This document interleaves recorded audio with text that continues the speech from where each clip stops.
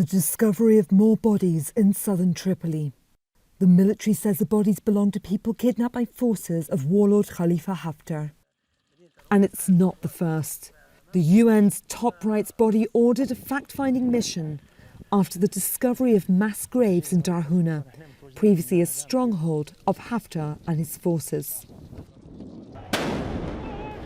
After a 14-month military campaign to take control of the capital, Haftar failed. The internationally recognised government recently recaptured Tarhuna, along with other towns in western Libya. And on Monday, the chief international criminal court prosecutor said in a statement she will not hesitate to expand investigations and potential prosecutions to cover any new instances of crimes.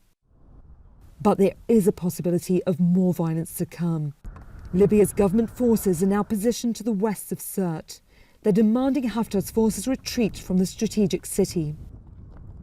On Monday, the US ambassador to Tripoli and the head of Africa Command met with Libya's Prime Minister Fayez al-Sarraj.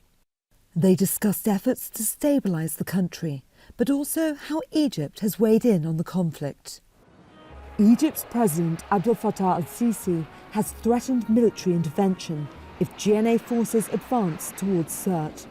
Sarraj's government calls the threat a declaration of war, and the UN spokesman gave this warning. The last thing that Libya needs right now is more fightings, more military mobilization, more transfer of weapons, more presence of either foreign fighters or mercenaries. And there's been more finger-pointing. In an official meeting with Tunisian President Kais Saied, French President Emmanuel Macron warned against Turkey's intervention in the conflict. J'ai déjà eu l'occasion de le dire très clairement au président Erdogan. I have already had the opportunity to make this very clear to President Erdogan.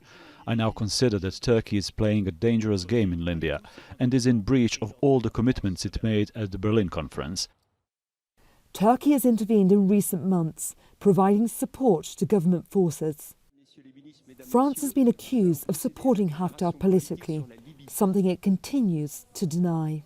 Macron has also spoken to US President Donald Trump by phone. The leaders agreed on a need for a ceasefire in Libya and the resumption of negotiations. But with clear divisions between international figures weighing in on the conflict, there remains the question, will these divisions lead to more scenes of destruction in a country torn apart by years of war? Burdon-Manley, Al Jazeera.